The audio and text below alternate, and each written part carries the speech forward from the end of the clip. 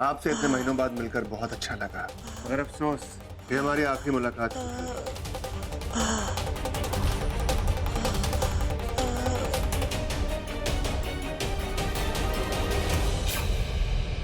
मुझे लग रहा था केस आगे चलेगा, लेकिन नहीं। आइंदा मैं भी हैरान हूँ। जज ने पहले दिन फैसला हमारे हक में सुना दिया। आज के बाद इस घर का कोई भी इंसान तुम्हारी धौंस बर्दाश्त नहीं करेगा। अपना काम करने के लिए तुम दूसरे नौकर ढूंढ लो। सारा काम कर करके हम थक गए हैं। बस जल्दी से कोई अच्छा सा नौकर मिल जाए। आखिर इसका चेहरा तो देखने लायक था।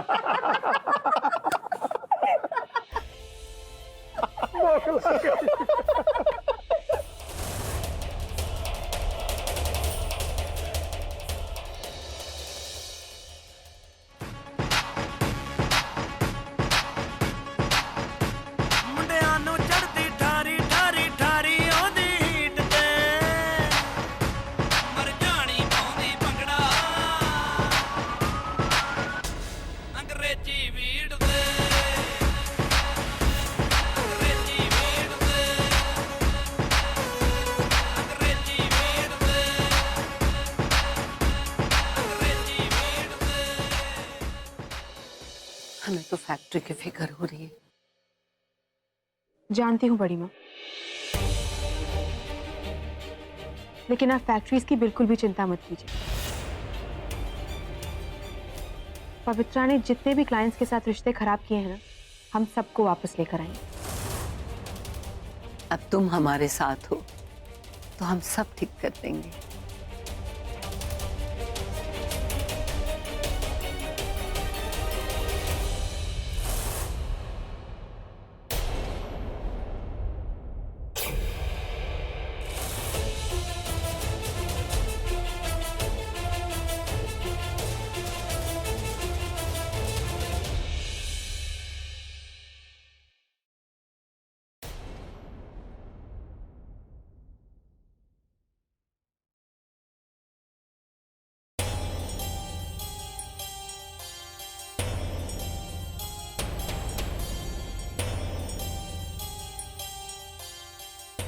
क्या हुआ पवित्रा, तो मुझे काम करने दोगी या नहीं? क्यों मेरे सर पे ऐसे मंडरा रही हो? इतना बड़ा घर में कांड हो गया और आप यहाँ चैन से बैठ के काम कर रहे हो।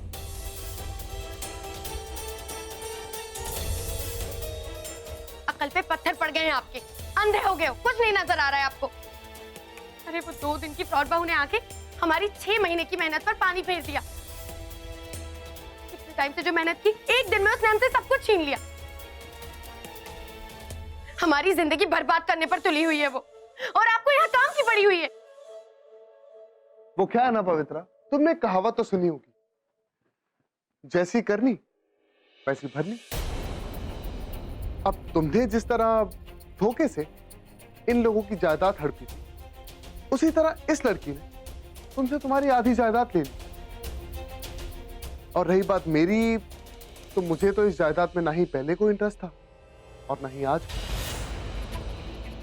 वो क्या ना कि मुझे सारी जायदाद खैरात में मिली। पर तुम्हें याद है पवित्रा, मैंने तुम्हें एक बात कही कि एक दिन ऐसा आएगा जब तुम्हें इन सब चीजों से हाथ धोना पड़ेगा, क्योंकि ये सब टेम्पररी है। और देखो आज वो दिन आ गया है ना।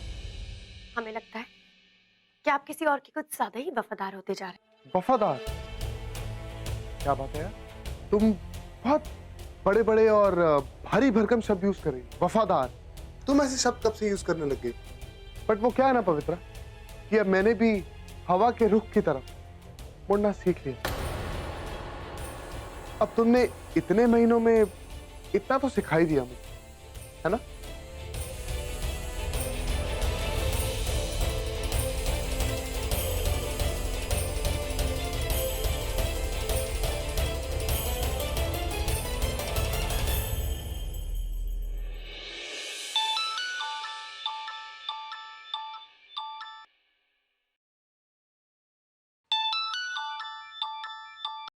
Hello hello.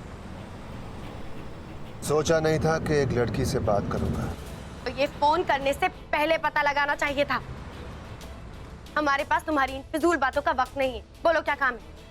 जितनी परेशान तुम साउंड कर रही हो ना, उससे ज्यादा परेशान मैं हो गया था तुम्हारा लेटर पढ़कर। खैर, सीधी बात करता हूं। तुम्हारे लेटर से ये मालूम पड़ा है कि तुम मेरी बहुत कीमती चीज के बारे में बहुत कुछ जानती हो। कहाँ है वो?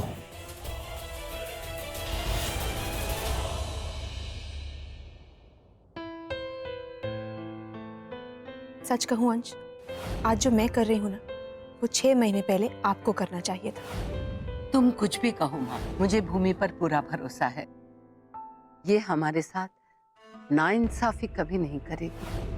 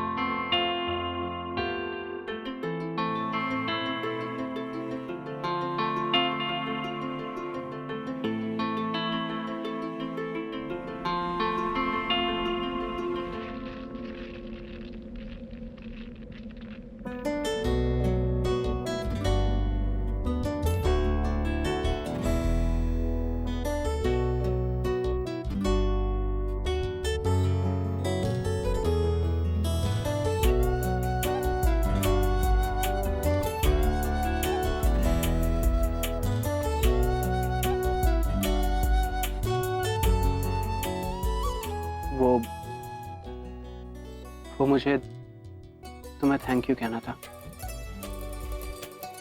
तुमने मेरी फैमिली की इतनी मदद की है ना, इसलिए।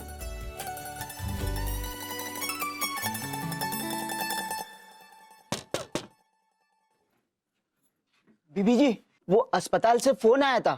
वो विश्वनाथ जी, वो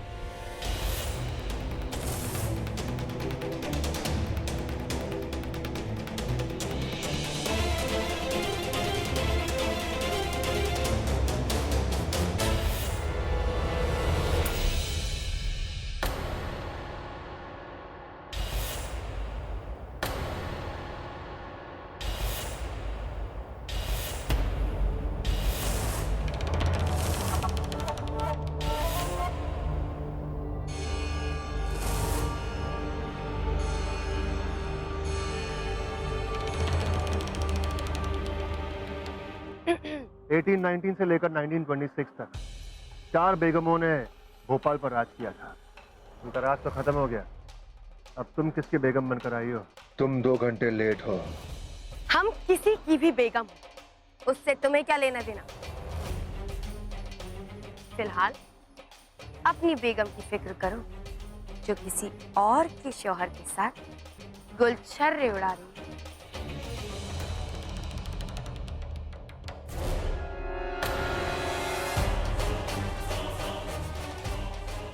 मेरी दिव्या के बारे में कोई ऐसी वैसी बात करता है, हमें बिल्कुल पसंद नहीं आता।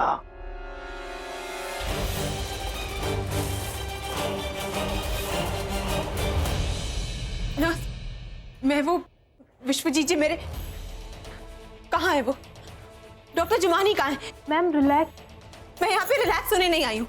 मुझे यहाँ से फोन आया था, कहाँ है डॉक्टर? डॉक्टर जुमानी आईसीयू के पास है, पुलिस से बात कर रहे हैं। पुलिस क्यों?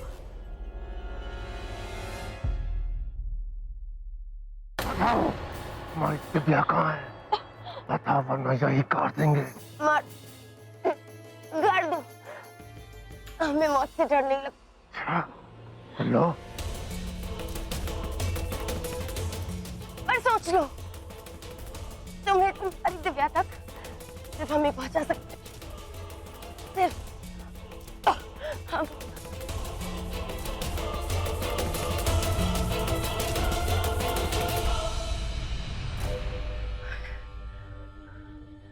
ये तुमने बहुत अक्लमंदी वाला काम किया है। एक बात याद है, हमें अपने और अपने बेगम के बीच में कोई दीवार पसंद नहीं है।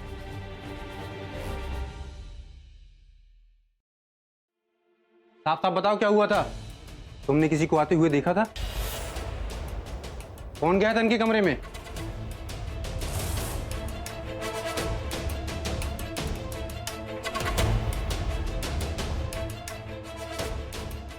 दिव्या जी, डॉक्टर, मैं आपको रिसेप्शन पर ही वेट करना चाहिए था, यहाँ नहीं आना चाहिए था। क्यों क्यों नहीं आना चाहिए था? डॉक्टर, आप जानते हैं ना कि मैं उनके कितने करीब हूँ। आप मुझे सब बता दीजिए, मैं हैंडल कर लूंगी। आईसीयू में है ना? दिव्या जी रुकिए, देखिए मैं आपको यही बताना चाह रहा था कि वो कमरे में नहीं है। कमरे में नहीं है तो कहाँ है? किसी ने उनके सारे सपोर्ट सिस्टम बंद कर दिए थे और उन्हें कमरे से बाहर ले गया था। कहाँ है वो? मुझे उनसे मिलना है। कहाँ है वो? और जो हमारे बीच आता है वो कहीं जाने लायक नहीं रहता। इस बार हमने तुम्हें छोड़ दिया, अगली बार तुम्हें जमीन में गाड़ देंगे। ना ना, ऐसी नौबत हम नहीं आने देंगे। फिलहाल हम जैसा जैसा कहते जाएं वैसा वैसा करते जाओ। अपनी बीवी के लिए इतना लंबा इंतजार किया है, थोड़ा सा और कर लो, फिर देखना ऐसा इंतजाम करेंगे कि वो जिंदगी भर तुम्हें छोड़ के नहीं जाएगी। अब तो संदेश भेजना बाकी है, उसके बाद ग्रैंड एंट्री कराएंगे भोजपुरी फिल्मी स्टाइल में।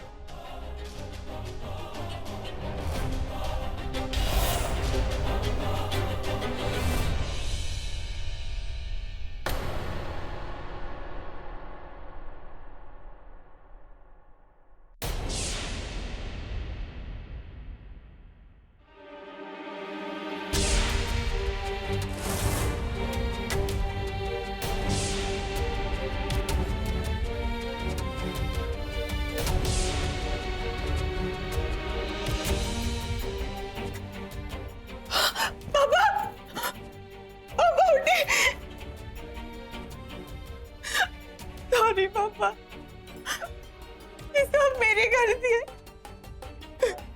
सब मेरी गलती है।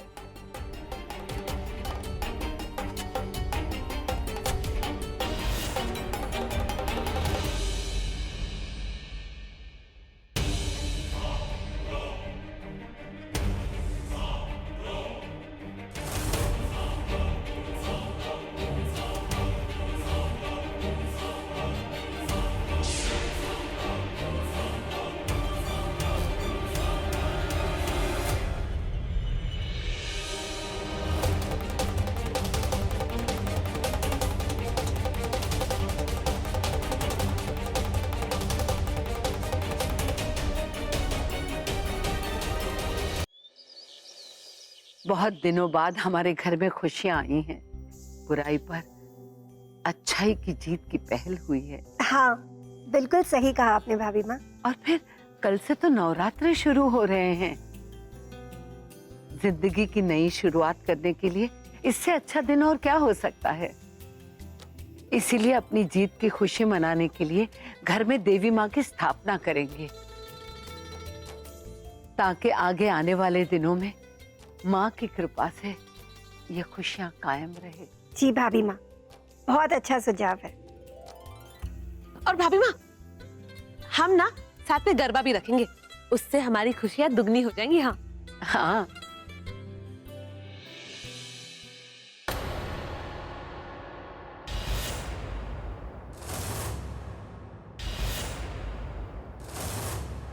लो, आगे डायन हमारी खुशी पे नजर लगाने।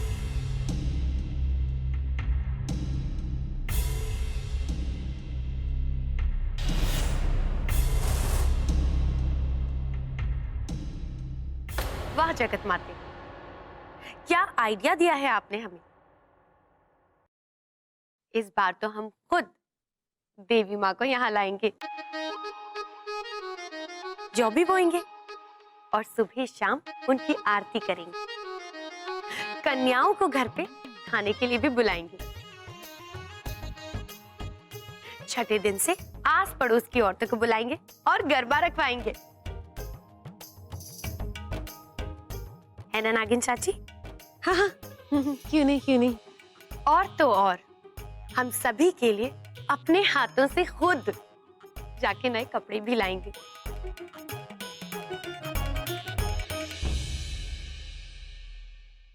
जितनी बड़ी बड़ी आंखों से हमें घूर रही हो ना तुम तीनों, उससे बड़ा मुंह लटकेगा तुम्हारी नकली बहू का, जब उसे हमारी नई चालों का सामना करना पड़ेगा।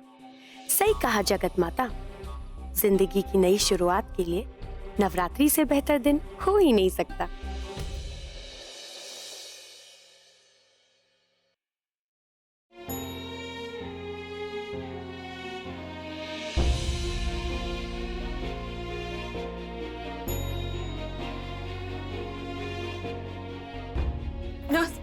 Yes ma'am. वो विश्वनाथ जी के बिल्स और डेथ सर्टिफिकेट कहाँ से मिलेंगे? नीचे रिसेप्शन है, वहाँ से आपको डेथ सर्टिफिकेट और बिल दोनों मिल जाएंगे।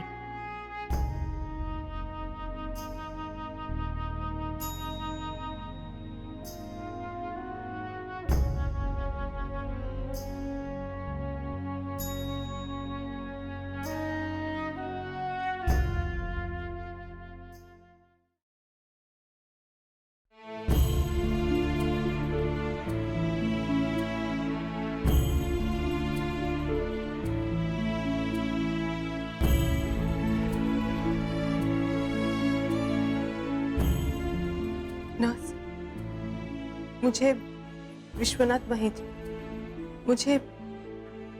महेश्वरी जी के बिल्स और डेथ सर्टिफिकेट चाहिए।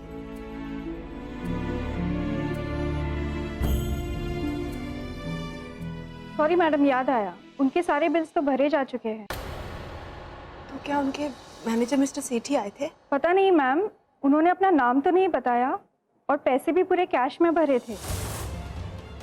एक मिनट रुकिए, मैं जरा साइन चेक कर लेती हूँ। साइन भी कुछ अजीबोगरीब है, कुछ समझ नहीं आ रहा।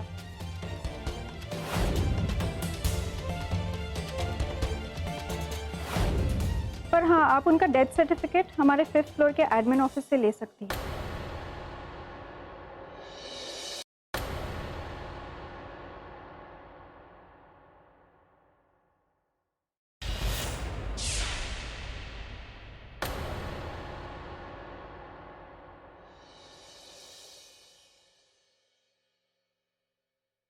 क्या विश्वनाथ मर गया? हाँ मैडम, मर्डर हुआ है उसका, लेकिन उसके कमरे में नहीं बल्कि स्टोर रूम में। बहुत पुलिस है यहाँ पे, पूरी छानबीन कर रही है, पर अभी तक उसके कातिल के बारे में कुछ पता नहीं चला है। हमें फोन करके बताते रहना क्या हो रहा है। ये आज ही युवराज भोपाल आया है और आज ही विश्वनाथ की गुमनाम तरीके से मौत हो गई। एक बात याद है, हमें अपने और अपने बेगम के बीच में कोई दीवार पसंद नहीं है, और जो हमारे बीच आता है वो कहीं जाने लायक नहीं रहता। हो ना हो, ये उस युवराज का ही काम है। बाप रे बाप, इस आदमी से बच के रहना पड़ेगा। ये बिना सोचे समझे कुछ भी कर सकता है। अरे बाप रे, नहीं नहीं, हमें इसके साथ बहुत ही समझदारी से काम करना होगा, बहुत चालाकी से।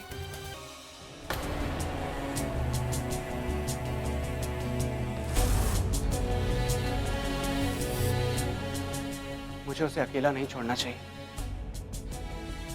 मुझे उसके पास जाना चाहिए अभी इसी वक्त, उसकी मदद करनी चाहिए।